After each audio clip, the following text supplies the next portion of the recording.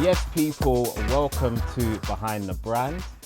I'm Ollie, and I'm here with the legend, the UK legend, Franklin Boateng, aka King of Trainers.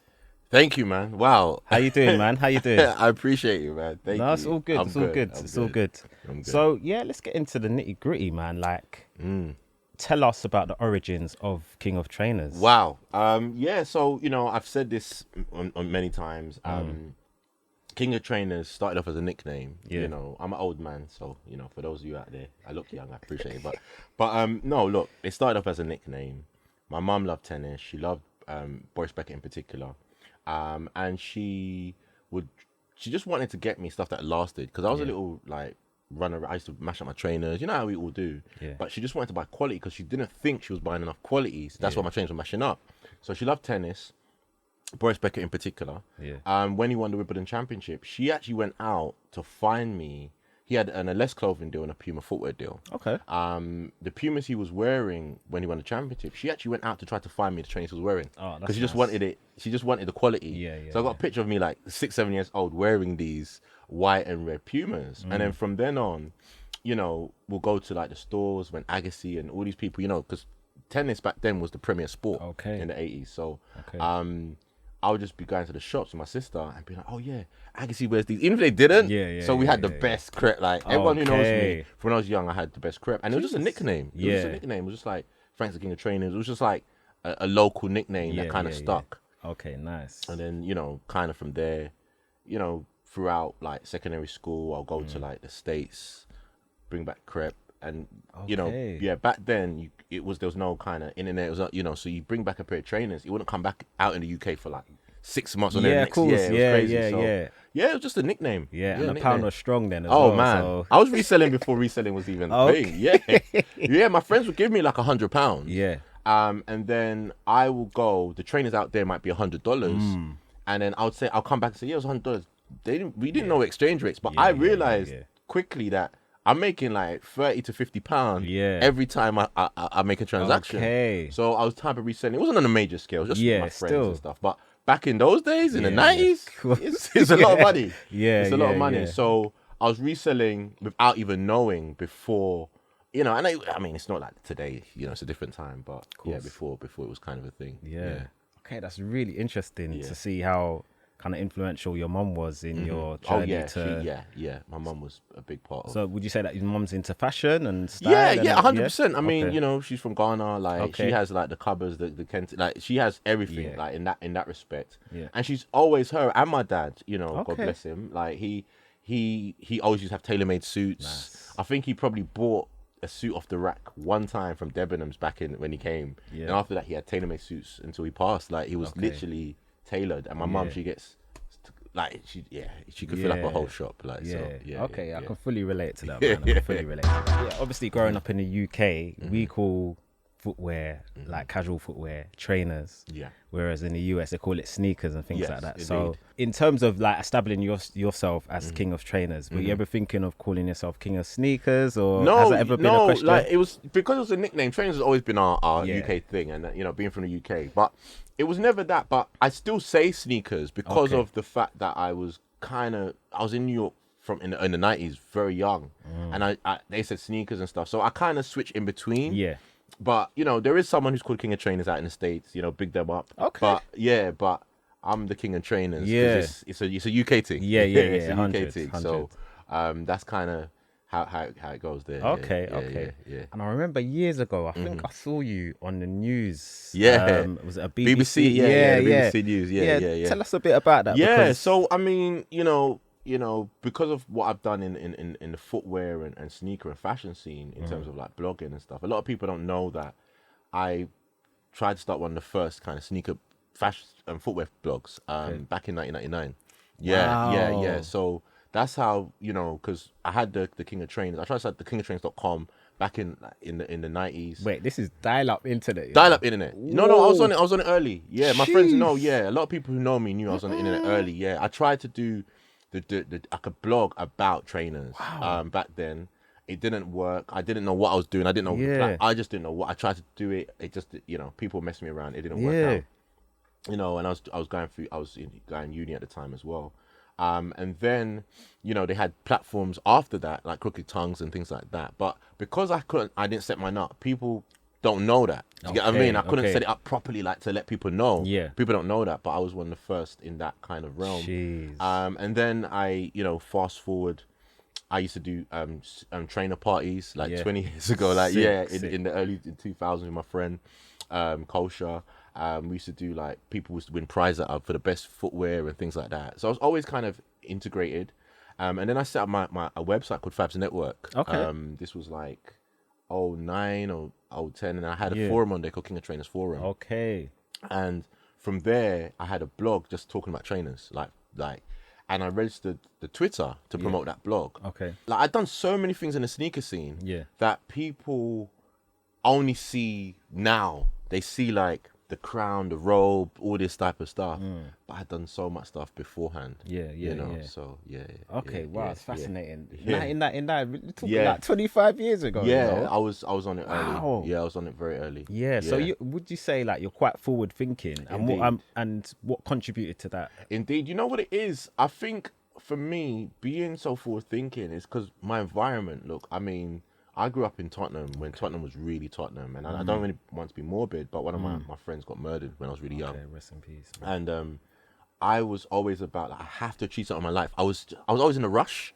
You know, I was the guy. All my friends would tell you, yeah, let's do this scheme, let's do this idea. I was always in a rush, and I think that mentality of just wanting to change my environment, wanting to be better, you know, always kind of led me to just jump on things early, early, like, and to the point, earlier than necessary. Do you know what I mean? Like, because I was in stuff early, and then after I left it blew up. You know what I mean? So it's I don't know, but it's just it's a hunger for more, man. I've always had that energy and that drive to kind of keep in front of things. Yeah, it's funny you say that. You're saying so many things that I can relate to as well, because I lost a friend at a young age. I lost quite a few friends at a young age, and it does kind of change your perception on life, and you kind of cherish it more, and you want to achieve more and things like that. But 100%. this really doesn't get discussed a lot, but you can use it as a motivational factor. Indeed. And that's what I did, man. I mean, I saw, unfortunately, death very young. Yeah. And I realize our time on earth is very limited. No matter how many days go past, it's very limited. Like, so I live every day like it's my last. Yeah, that's good. And I'm just so motivated. Yeah, that's good. Yeah, I'm so motivated. Yeah, that's good, man. Yeah, because I follow you on Instagram. I see you all over the place, and and you're doing this independently. Independent, as well? Man. Yeah. It's just, you know, like, I've got some really good people around me. My friends, my sister, very, very good supporters. Like, some really good people around me. But it's been just a consistent get up and go myself. I self-fund things. You know, I do an award show with a group of guys, but I self-fund it. There's so much that I'm like, you know, and I've had some great brand deals. I'm not saying the brands are not coming, but a lot of it is getting the money and putting it back in. Getting the money, put it back in. Do you know what I'm saying? You know, so it's tough. It's tough, but you know, you gotta love it. How do you generally style your trainers as well? Yeah. Wow. So I normally go from the feet up. I kind of decide what I'm gonna wear by what trainers, like the color of the trainers. Then I try to put the outfit together. I wear some at lounges colors. Everyone sees me on the ground. They're like, yo, the colors. And I love it. I feel that as I get older, I'm expressing color more. When I was younger, it was all like blacks and stuff. And I wasn't, but my footwear was always just bright, just, you know. So for me, having that young kind of how do I say exposure to kind of fashion and things like that. As I get older, I just want to experiment with color. Like, I love color. I love putting things together. I love outfits. Yeah. So it's very intentional. Okay. Would you say that you have a favorite color that stands out? Well, I mean, I would say my favorite color is like purple. Okay. Purple. Yeah. So real color. In the footwear. Yeah. I've got loads of purple trainers. Yeah. Loads. And I wanna experiment more with the color purple. Like, yeah, so purple's like my favorite color. It's quite a royal color. It's a very royal color. Quite yeah, appropriate for a king, right? I appreciate it. Yeah, I love it. I love it. I have Nice. all sorts of purple Avirexes, purple Nikes, and Nice. everything. Yeah. That is. It's a difficult color to get as well. Yeah, it is, because it's such a, and you know, it's crazy, right? But if you look at this, is a bit scientific, yeah. Purple doesn't exist as a natural color. It's mad. Yeah, it's like you have to Google this. But our eyes, purple is a color our eyes are tricked by it. Apparently, purple doesn't exist. It's not a natural color. Yeah, I can't. It's hard to go into detail here. Yeah, we haven't got the time. Yeah. Google it. That's some facts for you. Purple's not a natural color. Okay. All right. Yeah, we'll look into that one as well. Hi, my name is Oliver Greaves, and I am the founder of MONOCHY.com. MONOCHY.com is your one-stop shop for black-coloured clothing, footwear and accessories. So if that is a bit of you, make sure you check out the website in the description below, and it'll probably be down here somewhere too. Now, this website was birthed from frustration. I was so annoyed when I was looking for just my favourite colour when it comes to footwear or accessories or clothing. And I had to apply endless amount of filters on various websites just to kind of get an average selection of what I'm looking for. And I thought, why hasn't someone made a website where they've just got all of this information in one place? And I couldn't find it. So I thought, okay, cool, I'm going to make it. So that's how MONOCHY.com came about. I've partnered with several fashion houses and networks from the likes of Selfridges, Farfetch, Browns and beyond. So I've teamed up with global fashion houses which give you a premium selection as well as an affordable selection from high street to high end. You can get such a wide selection of black coloured clothing, footwear and accessories all in one place. So from your likes of Louis Vuitton to Chanel, all the way through to like Adidas, Nike, Fear of God, you name it. We've kind of got it all under one umbrella of MONOCHY.com. Black as a colour, it's timeless, it's classy, it's bold, it's sophisticated, and one of my favourite colours. And I thought, why not make a website dedicated to clothing, footwear and accessories in that colour? So if you're like me and you like your black clothing in your wardrobe, please do check out MONOCHY.com and let me know what you think. All right, take care, peace. Would you say that you're more of a low top or a high top person? Yeah, I mean, I would say I'm more of a low top guy. Because I grew up on the era of Nike, when Nike dominated the Air Max era. Yeah. So every year it was about wearing the best Air Maxes. Like, you know, if you know, and I come from Tottenham, you have the best, the £110, £100 trainers. It gives you that kind of, he's got the. It's like a trophy. Yeah, you know what I mean? yeah. You know, so you get judged a lot, especially where I'm from, by the footwear you wear. Yeah, by the footwear you wear. So you have to be, you know. So it's low tops, you know. I mean, you know, Jordans are so big now, but Jordans weren't big in the 80s and 90s. Not in the UK? Facts. No, unless you play ball, nah, it weren't big like that. Do you know what I mean? It was like, it started from probably the 90s, like Jordan 4 to Jordan 6s, then it started to get there. Yeah. But no, it wasn't big. Yeah, with me, I've never really been a Jordan guy. I've always associated with more the American style and very athletic. But again, as you said, the 110s, the Air Maxes, that's just UK. It's London. The UK team is London. Yeah. The TNs, It's Do you know? Because obviously you're the king of trainers. You know a bit more about the scene. So why is that more of a London thing compared to everywhere else? Well, from what I gather, growing up in London, the Air Maxes, it was a thing where, this is just like my surroundings. It was technology and price. Okay. So we used to kind of be in awe when we see the air bubble. Do you get what I mean? So at first, everyone wanted to be like, oh my God, I want to wear the shoe with air bubble. Do you get what I mean? When that came into fact. And then like with Reeboks, they had the pump. You know what I'm saying? So it was the technology of the shoe. Yeah. And then when the price started to get up there, especially from, I would say from junior school early secondary school was technology because you wanted to see you wanted to have the new the pump, the disc, you wanted all that. But then when the price started to get up there, and you see the street guys wearing the £100 plus trainers, that gave you a kind of difference where it's like, oh no, I need to be in that league. Yeah. And I was fortunate when I was young. I would make money and stuff, and I was always I need to be in that league. Because it's like there's a league. There's a difference, and I'm sorry to say this, but when you're in school, you had the £64.99 trainers or the £50 trainers, and then the person had the £100 trainers. It was just a different. You felt it. You knew. The people, if you're from London, you know, innit? You got the £74.99 ones, and I got the one. It was just, it's a status thing, and that's how we grew up. You love it or hate it. That's just how we grew up. Oh man, we're taking it back, man. Memories.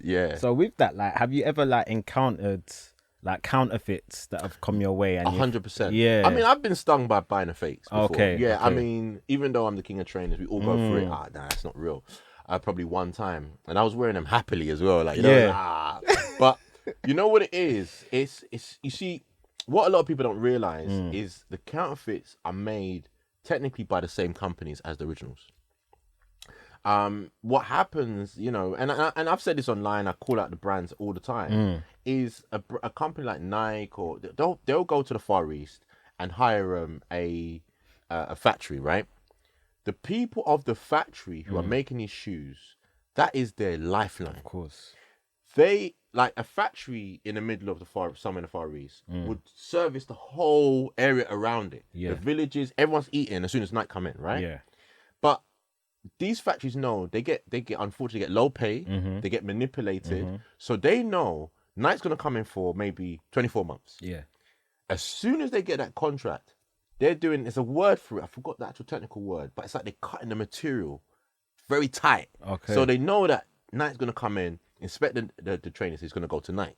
But then after Nike pulls that contract, they still need to eat. Of course. And they've still got the equipment, and they still need to function. So that's when the fakes start coming out of the same factory. And then it what's the word I'm looking for? It's just the quality control starts to fall. Of course. And it comes out the same places.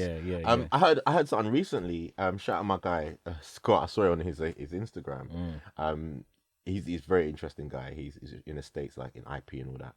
And like Nego, when Bathing Ape was doing bits in the Far East, apparently he owned the factory that produced the fakes. I saw that. I was like, it's smart. I mean, he said, I'm gonna take the real market. That's why he's so rich. You know, makes sense. I respect it. Because the demand is there, regardless. And people need to eat as well. And fakes wouldn't happen. I mean, look, you always have the counterfeit market. But it wouldn't happen so much if these companies didn't pay correct. You know what I'm saying? Pay the factories correctly, give them long-term contracts, and make sure they eat well enough so they're not having to produce fakes. That's good. That's it. Yeah, man. So I want to get into the bit of the psychology behind your experience with having the trainer, because at one point you thought it was the real thing. And you were wearing it happily. And then when you discovered that it wasn't, like internally, even though like it crushed me. But visually, like, it looks crisp, but you know, and man must style it, but you know what it is. You just take a loss sometimes. I can't. Look, there are people who will actively buy fakes and search out fakes and wear them. There's a whole community. That's just not me. And when I found out, I've still got them as well. I didn't throw them away because they're dope trainer. But I just couldn't wear them publicly again. Like, you know. It's just like an internal kind of. I can't do it. Fair enough. I can't do it. I think Kendrick was posted a few times proudly like wearing some fake Jordans. Is it serious? Like that, and he just didn't care. Yeah, exactly. Like, some people don't care because if you look at mid 2000 hip hop, there was so many train like the LVs and all that. Those were fake. Dapper Dan known for that. You know what I'm saying? Those were customs or they weren't. You know, but when sometimes and shout out my guy Cameron, he was one that was wearing the LV. Said, I got the LV Nikes and all that. Yeah, they were custom. They still look bad though. They look hectic. At the moment, you're wearing are they chinos? Or these are Levi's. These are just Levi. Yeah, just Levi's. Yeah, They because hooked mine up. obviously when you're wearing trainers, you kind of have to think like as a man. These are Yeah. certain things we think about, like Yeah. how the trousers and drop drop and all on that. them. Yeah. Have you got a go-to like brand when it comes to trousers or jeans? You know what? I kind of used to like it goes in kind of different waves. Like the 90s, I had loads of designers. Okay. Do you get what I mean? And then the kind of 2000s, I had a lot of American clothing, you know. And then as you got older, you just like, I just need a nice pair of jeans. I don't really go on the brand of the jean anymore. Okay. I used to be very heavily, it has to be this, has to be that. Nah, I don't really, Levi, whatever's, you know. Sometimes you might wear a baggy fit, you might wear a slim fit, you know, but I don't, I have so much. I don't really go for one, you know. I'm starting to love the old ice cream jeans. Okay. You know, with the is it the wolf or something? Yeah. Or the fox or whatever. Yeah, I'm starting to go. I'm trying to get as many of those. Okay, now. nice. So I'm going back. So flare jeans are coming back in style as well. Yeah. Did you ever? Yeah, you know what? Venture into that? So I've shout out my guy Gianni. He gave me a pair of like kind of tracksuit. They're like tracksuit bottoms with a bit of a flare, and I wear them. I've worn them once, like with my they're black and red, and I wear them with like my breads, and they're like a more of a fashion thing. Yeah. I have. Yeah. I wouldn't go too far. Yeah. If I'm honest, that's me personally. Yeah. Because I see some of them are just they're going back. Like the proper. big. But no, I think just a nice sag, a nice bag to it. It's cool. Oh, that's good, man. Yeah. A lot of people they just have one track mind. This is what I wear and I stick to it. Like even with boot cuts, like there was some point we were cussing it, but it's come back in fashion. The boot cut thing. I never thought that flares would come back because that was more 70s style. 70s style. So but fashion, like I always say that we're living in Generation X. Okay. Generation X, this is just me personally, is I feel that all the youngsters are now trying to find their identities based on what we did before. Okay. Hence why a lot of these brands are coming back. Yeah. Do you get what I mean? Yeah. Like, I just helped relaunch Avirex, and do you know what I'm saying? Yes, Like, so it's all coming back. Yeah. Every brand we've lost in the past is all gonna come back. They're all coming back. Yeah. Umbro is doing their thing Umbro's right going now. crazy. I never would have thought it. Like, No, but you see, Umbro's been around for 100 years. Okay. Yeah, Umbro's been around for time. Like, Umbro was so big that they had a lifetime deal with England team. Of course. For the kits. And it was only when England, like the only way someone can actually penetrate that deal is they had to buy Umbro. So Nike bought Umbro to take over the kit deal. Okay. People don't know that. They bought Umbro just to get the kit deal. Yeah. Smart. So obviously they own the company. They can revert. They got the kit deal and then they yeah. sold Umbro. Yeah. That's mad. Yeah. Umbro was huge. Cool. We used to wear Umbro tracksuits being in that. Yeah. Umbro. Yeah. Yeah. Their logo as well. Just mental. Sick. Yeah. Yeah. Sick. So Umbro, everything's coming back. Yeah. Everything's coming back. Okay. Touched on Avirex a little bit. Yes. Like, tell us about how that came into play. Okay. So I had an LS collaboration. This was like just after lockdown. And a gentleman who worked for the company who was licensed, who had the LS license and stuff in the UK, a guy called Tom, he invited me up for a meeting up Manchester just after lockdown. He was like, yo, we're taking on a brand called Avirex. Like, he didn't even know how to pronounce it properly.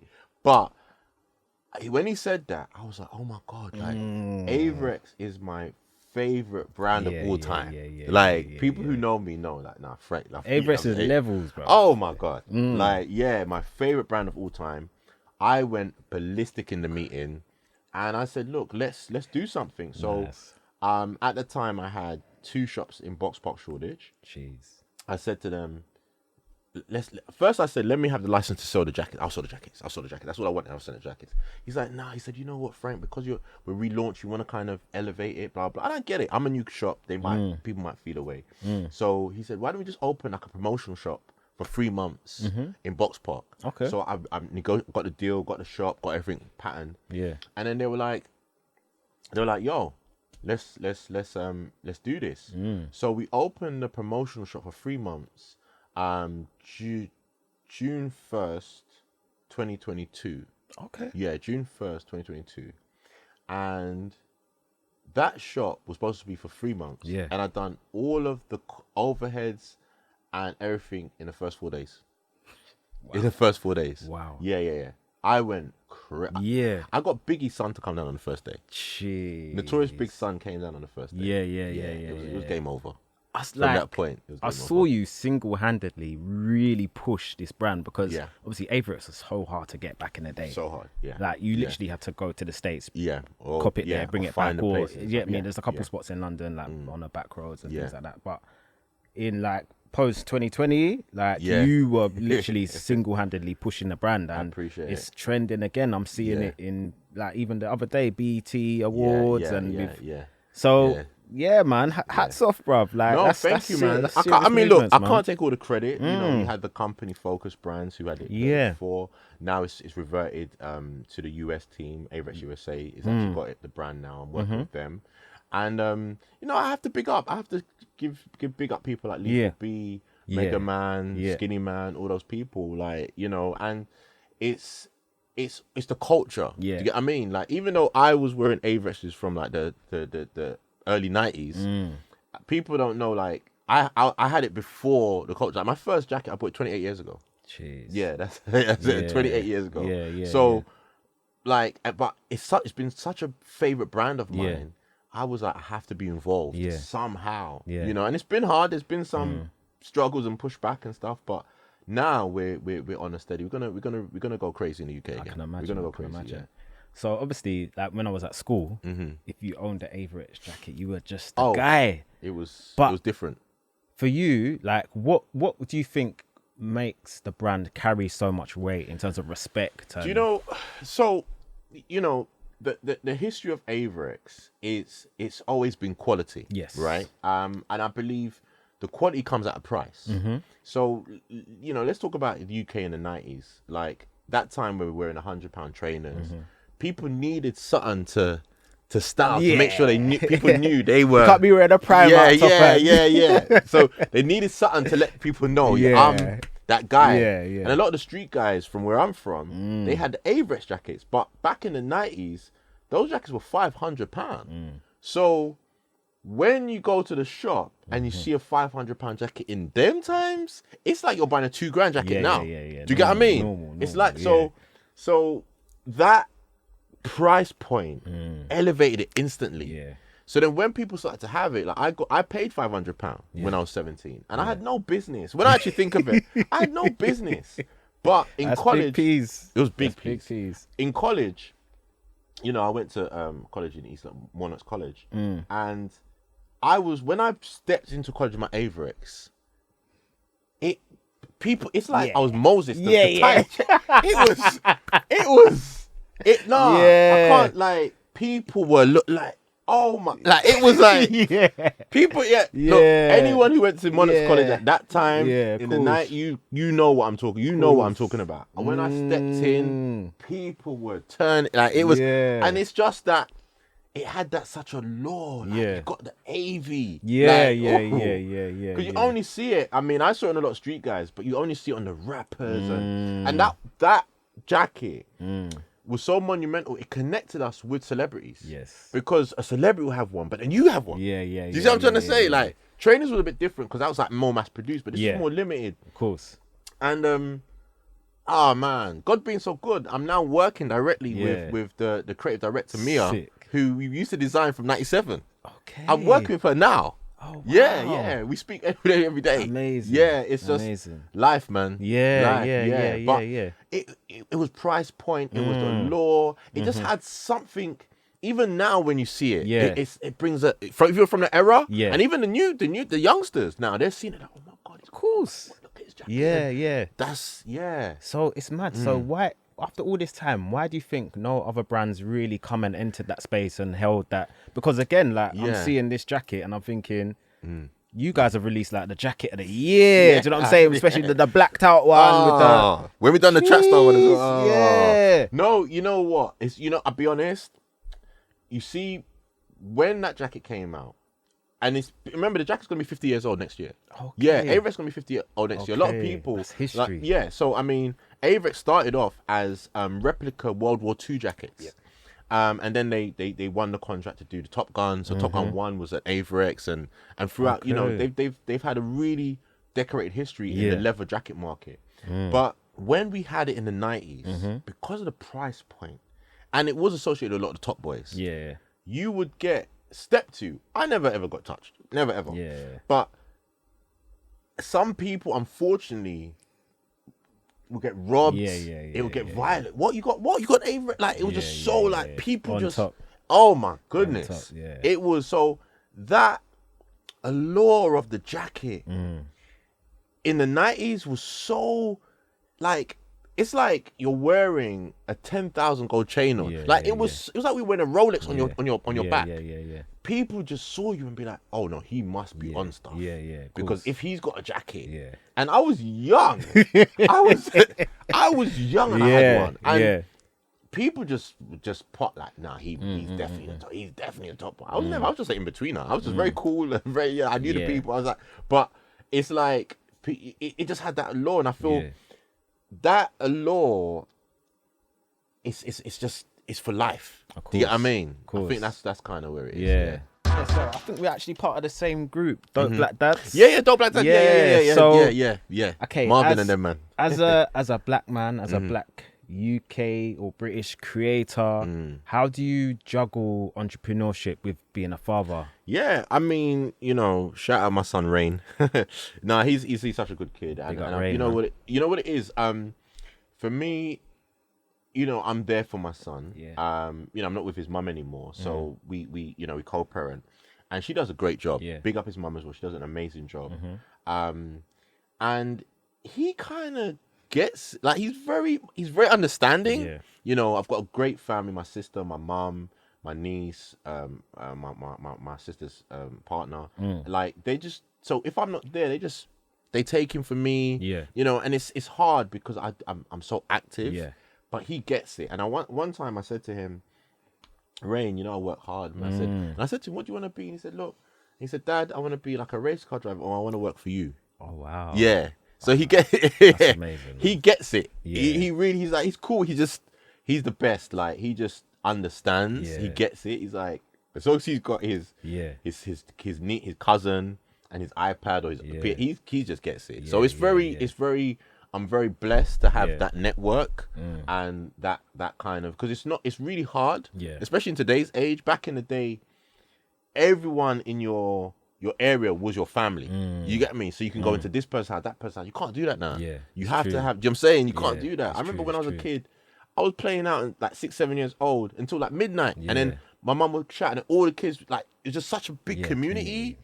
Nah, it's just not like that. Yeah. So I'm just fortunate enough that I have a good network that can help me. Because I am active. I'm always traveling. I'm always doing a lot of things. So Oh, that's really good, man. Thanks for answering that. So no, of course, well, no. Yeah, that's what's up, man. Because as I mentioned before, briefly, maybe off camera, we don't tend to talk about a lot of things. So it's nice to see like us as two black fathers can talk about where we are now in life and 100%. Actually just being there for our children as 100%. Well. And maybe not being with the child's mum, type thing, but still managing to work things 100%. Out and still active in the child's life. I find it's very important. I feel that we need to step up and make sure we take that responsibility on our heads. And I have everyone knows me. I love my sons a bit. Things happen with relationships, but I'll be there for everyone knows my son is my guy. So nice. Do you kind of look for your child's trainers? Like if you're looking to get one, do you think, let me get my son one? Yeah, you know what? I'll be honest, like when he was born, like, he had a page called Prince of Trainers and it went crazy. Yeah.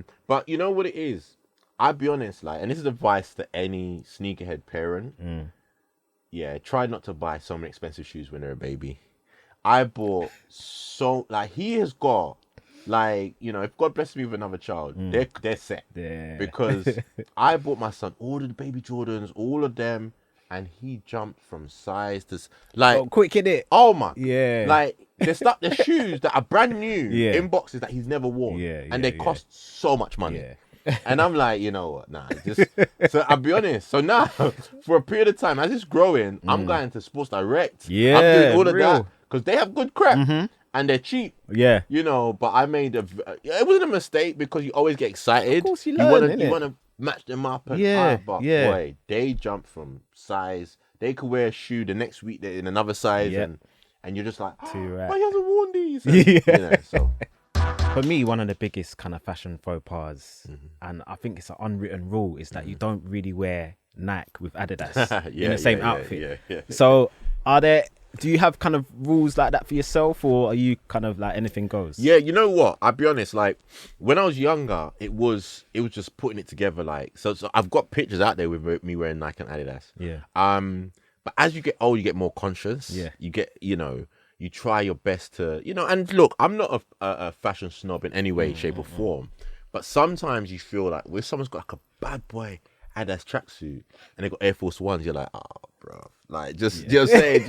just get a little shell toe or something. Yeah. But life's life, man. Some people just have, if you haven't got it, you ain't got it. That's just how it goes. But me personally, I try my best to, not to make those mistakes. Yeah. And sometimes people catching me out because most of the time, because of the name King of Trainers, if I'm driving, I have like a driving pair of shoes. Oh, is it? Yeah, okay. I have a driving pair of shoes because I want to keep my shoes pristine. Or I have, so, but then I might have like a New Balance with, and I might be all decked out in Adidas. But then I might stop at a petrol station, and it happened to me once. I was at a petrol station, and I was decked out in Adidas. But I had my Adidas crepe in my bag, and I stepped out in some New Balance, my driving shoes. Someone said, "Rock, Frank, what going on?" Yeah. So, but look, you gotta let people know, innit? Like, I got my crepe in it. Yeah, because any one time I have about 3 or 4 pairs of trainers. Okay. Okay.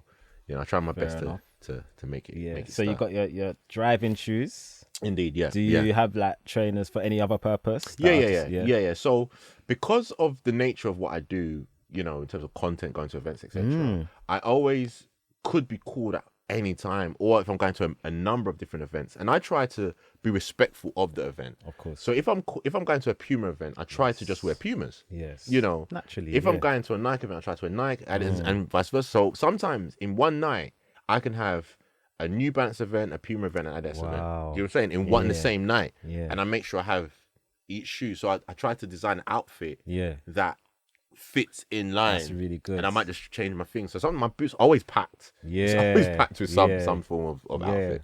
Yeah. So with that, even that mindset alone, a lot of people don't think about that, especially with modern kind of content creators. They just turn up.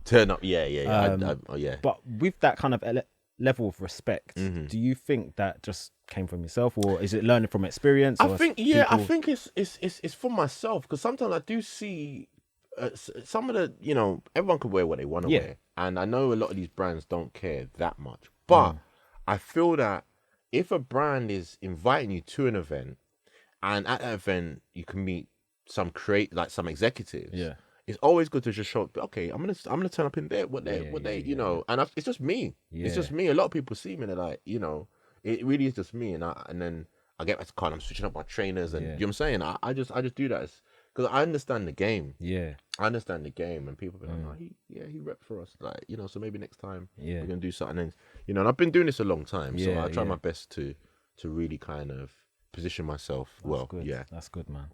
And I think I noticed we're both wearing Places Plus Faces. Well, no, this one's Lovers. Lovers. Okay. Lovers collaboration. Shout out my guy Neil Hurd.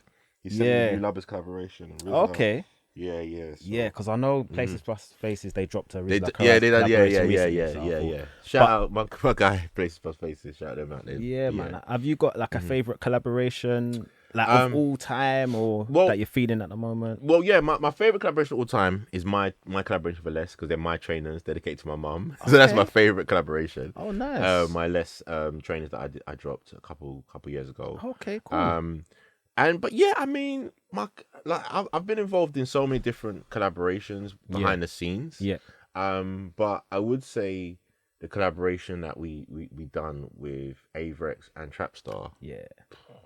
That was that was. Yeah. Talk us through that process. Like, how did that come about? The company behind Avirex at the time, Focus. They wanted to put together some collaborations, and then I got asked by the director at the time, yo, can you make this one happen? I just hit up Mikey, and he was like, yo, I'm calling you in like 10 minutes. Those ones. Yeah. And he was like, and then we just had that conversation, and Trapstar is such an iconic UK movement 100. that it was just such a beautiful thing to happen. It took about a year to do though. Yeah, it took a while, but it was just so iconic to make that happen that it kind of just happened just so good. Yeah. And we were just in a space where creatively it was a lot back and forth, but and I have to take my hats off to all the guys at Trapstar. They put together such a brilliant marketing campaign. Yeah. It was just, people. Clean. Oh my goodness. Yeah. It was like a mini movie. It was a movie. They went in. Yeah. It seemed like it was almost like a passing of the baton, like in terms of generation to generation. Because because AV and then Trapstar, but those guys are killing it, man. What they've created, what they've done, the movement. Hundreds. Oh wow. Yeah. Like their story, if they're not working on a documentary now, they need to be. 100. Nah, they need to be because they've had some ups and downs, and now they're killing it. They're gone. They're gone. I like to call this section Quick Fire 20. Okay, cool. Let's go. If you could answer these questions as quick as possible, cool. That would be great. And there's 20 of them, yeah? Okay, wow. Okay. All right. So, Air Force Ones or Jordan 5s? Air Force Ones. Straight up. If you had to wear one fashion item every day, what would that be? My LS collaboration. Okay, all right. And why? Why every day? Yeah, because it means so much to me. It's dedicated to my mum. I designed it. It was just a perfect collaboration. It was Alessa's biggest, most engaged collaboration of all time. Yeah. So for me, it's just been so much. Yeah, wow, that's powerful. Okay. Is it ever okay to wear trainers to a wedding or a formal function? Yes, it's okay to wear trainers to a wedding. Shall I tell you why? People say that you shouldn't wear it with suits, but I designed. People don't know I used to collaborate. I used to do customization, but I designed a pair of trainers that one of my friend's wives wore down the aisle. Seriously? Yeah. You got an exclusive of that, actually. To be fair, I don't think I've ever said that before. Yeah. It was a Swarovski crystal pair of Air Force Ones with ribbon laces that I designed. This was 2003. Yeah, 2003, I believe. 2003, 2003. That's sick. Yeah. Go ahead. Insane, yeah. Okay. What color is the majority of your wardrobe? Oh wow. I don't think I have a majority color, if I'm honest. I just have so many different colors. Yeah. I don't think I have one majority color. I would love to say purple, but I don't even think I've got enough purple. Okay. So I haven't got one. Fair enough. What's your favorite brand right now? Avirex. Okay. Avirex is my favorite Straight brand. up. Yeah. What's a new brand everyone should get to know about? Oh, that's a good question. A new brand. Yeah. That everyone should get to know about. Okay, there's two. Yeah. So I'm gonna say No Two Ways. No Two Ways. They're my guys. They're doing footwear and they're really killing it. Yeah. And Fail Forward. Okay. Fail Forward clothing. Their clothing is I wear them like near enough all the time. Yeah. Fail Forward. They do combats. They do clothing. They do t-shirts, and they're like big them nice. up. Yeah. All right. Cool. Yeah. I know No Two Ways. Shout out Callum. Yeah. Fell Forward. I'll check them out, man. Yeah. All right. Manny. Cool, man. What fashion item reminds you of your childhood? Oh wow, reminds me of my childhood. I would say it's trainers. Yeah. I've got so many stories around trainers. Yeah. That's what helped me get my audience, because a lot of the stuff I was posting in the early days would be the stories. Do you get what I mean? And that, so I've got so many stories, even untold stories I haven't said, but I post so much stories that's what kind of cultivated my audience and things like that. Yeah. All right. What's more important to you, style or comfort? Do you know what? That's a good question. Comfort now. Okay. Yeah, because as I get older, you want your feet grown start, man yeah. But comfort now. I would say style when I was younger, but comfort now. Yeah. Okay, so a spin-off question with that would be, what are kind of your most comfortable trainers then? I would say New Balance, man. Yeah. My New Balances, man. Those 2002 Rs. Oof.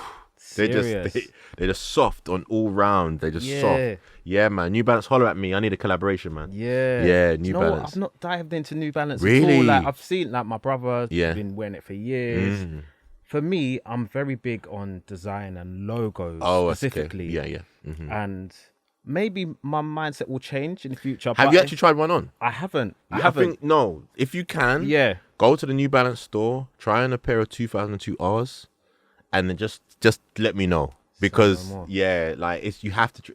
Like, because I was like that. Nike, it was Nike. I was like, Reebok, Nike. I was very brand heavy. But as you get older and they fling you a couple New Balances. And you're like, So to me, it's like just the N. I know. The N. Because back in the day, see, that's what I'm saying. Like, a lot of people lie. Because back in the day, everyone saw the New Balances as the fake Nikes. They were like, nah, the big N. They were like, no, let's be honest. Do you know what I'm saying? Like, let's keep it real. But New Balance have a great history. They have a quality product, and now when you wear them, it's comfort. Do you get what I mean? It's just evolution. You just have to understand. Yeah, I'm seeing cues. Oh man, like the New Balance 1000s they released with Dave. Yeah. I got those. Those are mental. Serious. Mental. Okay, so that's the comfort level. Yeah, and now those 1000s they look like an Air Max. So you have to look at them, man. I'll check them out then. Yeah. Okay, so leading on to the next one, are you Crocs gang or no? I'm not, if I'm honest. Yeah, I'm not. I'm not saying that never, but I think for me, Crocs is more of a holiday thing. Okay. Yeah, I will, the Salim member, I see what he's doing. I see it. I just haven't really, they're comfortable as well. I have tried them on. They're very comfortable. Okay. But I think I'll wear it more on holiday. I wouldn't wear it like day to day. That's just me personally. Yeah. Okay. Yeah. And what about like the Yeezy slides veering off? So no, Yeezy slides I'll wear, but not day to day. Yeah. It's more of a holiday thing. You're relaxing. You're out of your environment. Yeah. That's it for me on that. All right. Fair enough. Where's your favorite place to eat? Oh wow, okay. That's a good question. Yeah. Favorite place to eat? There's a place in Islington called Sazon. Just off Essex Road. It's like a Brazilian restaurant. Okay. Yeah, Brazilian fusion, yeah. Okay. Yeah. What music do you listen to when you're getting ready? Oh man, I tend to, I listen to more podcasts and like YouTube stuff. Okay, if I'm honest, when I'm getting ready, like I listen to a lot of shout out Stephen Bartlett. I listen to a lot of that. It's only when I'm in the car when I'm listening to music more sing. But I don't. Yeah, when I get ready. Why is that then? Why podcasts all talking when you're getting ready? Yeah, because I you know what? I need in the morning. I feel I inspire myself. I'm very active, but I need information. Okay. I'm so I need information. Okay. I'm like a fountain of information just pour into me, and I just want to hear information. And sometimes I just don't know. Throughout the day, I just need to hear what's the latest news and stuff like that. Okay. Yeah. All right. Yeah. Fair enough. What's the name of the last playlist you created, and why? Oh wow, the last playlist I created. I think it was the Air Max tape, the TN tape, because we done me and my friend Chris. We used to do TN exhibitions, and we done a TN tape playlist. Okay. I think that was the last one. Yeah. Yeah. I think so because it was there was 4 exhibition. Yeah. It was 4 exhibition. And what kind of tunes did you have on? It was tunes from 1998. Oh, nice. Yeah, Noriega. It was like Jay-Z. It was all that. Yeah. It was like old hip hop. Nice. Yeah. Raffle or retail? Retail. Okay. Retail. And yeah. why? Retail. I've grew up in a retail era. I mean, a lot of things was happening now. The raffle, I'm not against it, but like back in the day, you could just go in the shop and just buy what you want to buy in it. I love that. You just find the best shoe in your size, and it's there, But demand is demand, I'm fortunate enough I don't have to do like raffles. I don't have to do all of that, if I'm honest. But retail, man. I hardly buy shoes on resale. Probably maybe once or twice. Yeah. Okay. Finish the sentence. Everybody have to ask. When you get the class. Come on, man. I was testing you there. You know what I'm saying? All right. So, what are the best sneakers or trainers to wear at the gym? Okay. That's a good question. For me, I would say the Adidas Boosts. A lot of Adidas Boost stuff. The Boost, the original Boost. I've got quite a few pairs. I would say some New Balances as well. For me, it's comfort. It's like even though I've worked with many kind of accessory companies, I don't like insoles. So I need kind of a heart. I've got so I always try to get a shoe that's very comfortable without an insole. Yeah. Yeah. So but now they make so many amazing gym shoes and stuff. Yeah. So All right. I thought you would have said Nike. Yeah. Yeah. Okay. Nah, Nike's not. Yeah, I mean Nike's got good. They got the running shoes, those Hyperflies or whatever they were called. But gym. Yeah, it's more. Yeah. What are your thoughts on Under Armour footwear? They're good. Under Armour's good. I've got a few pairs. They're good. Under Armour's a very technical footwear. Like, they're very training based. Yeah. They do a lot of good crossover. I would say their leotards and stuff is better because it's very tight. They're made because the people that started Under Armour, I think they were 4 American football players. Okay. Yeah, and they made it to tighten up to make sure that you're secure. Yeah. But yeah, their trainers. I've got a few pairs. Okay. It's all right. Yeah. What are your everyday beaters? Now I know you're the king of trainers. You probably don't have this. No, but... I do. My New Balance 2002 R's. Okay. I've got about 5 pairs, Jeez. and I've got like 2 grey pairs like that I actually just wear all the time. Yeah. Like, literally, every day. So driving there, they're like, yeah. That says a lot, man. Yeah. Okay. What school shoes did you rock? Haha, school shoes, Yeah. So back in the day, school shoes, I had it all. I was very privileged and fortunate. I had kickers. Yeah. I had desert boots. I had loafers. I had so many school shoes. Yeah, definitely. There's a particular pair of school shoes I'm trying to find. Les did them. Like they looked like desert boots, and they had like a green sole. And I'm trying to kind of see if I can find a way to get those re-released. Okay, cool, man. Burna Boy or Wizkid? Oh, good question. I'll say Wizkid. Okay. Because I've met Wizkid quite a few times. Yeah. And he's just a nice guy. Yeah. He's just a nice guy.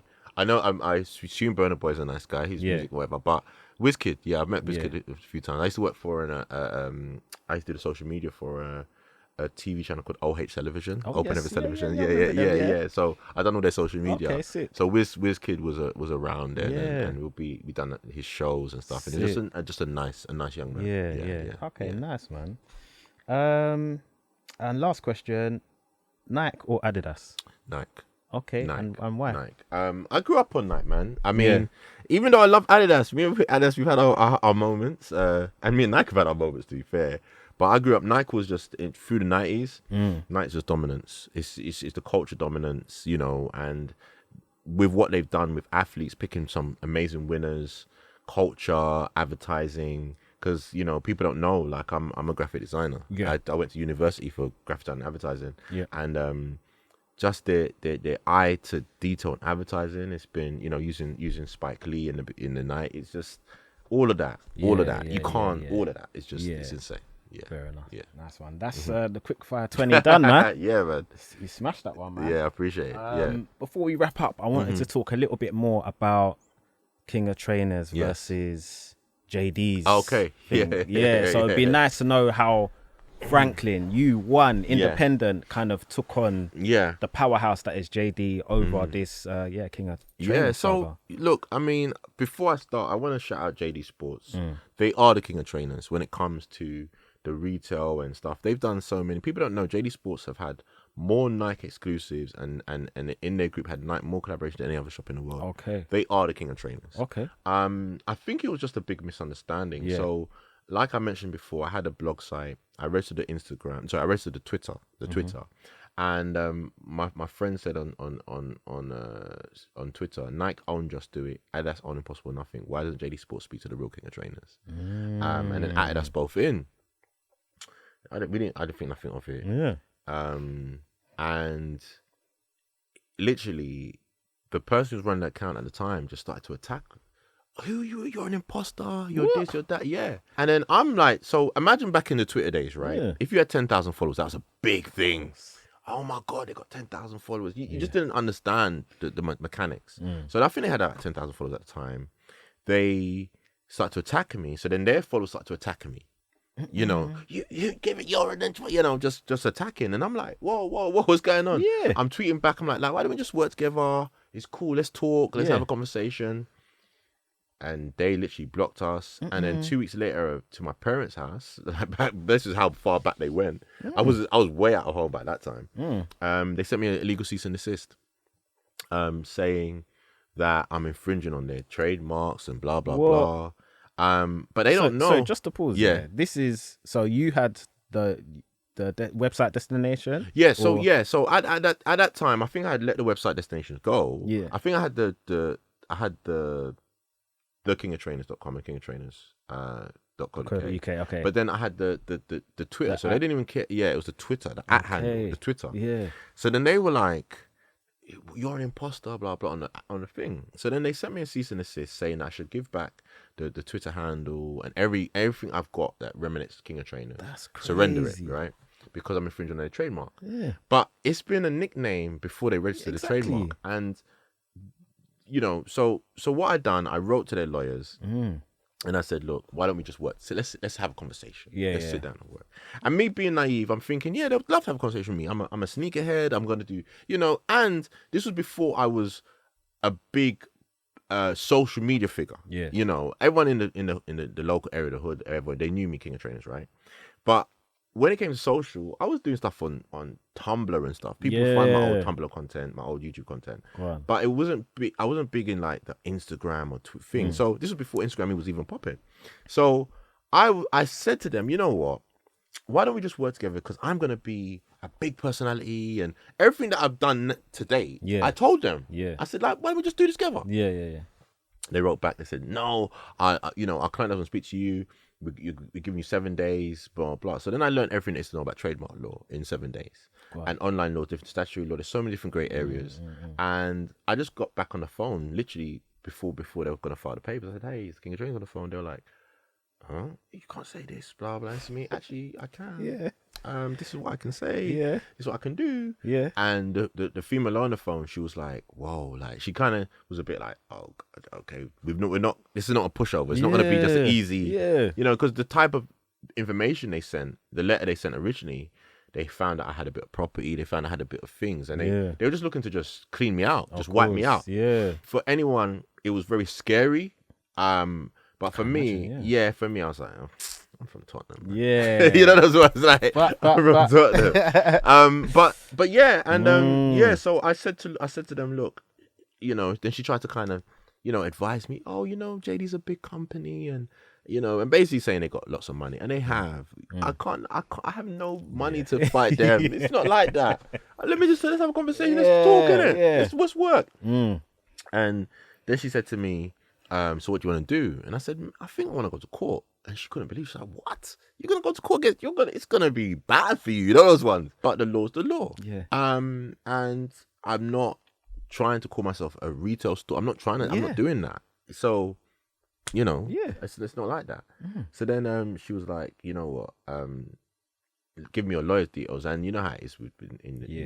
they will contact lawyers, make you, advise you to, that type of thing.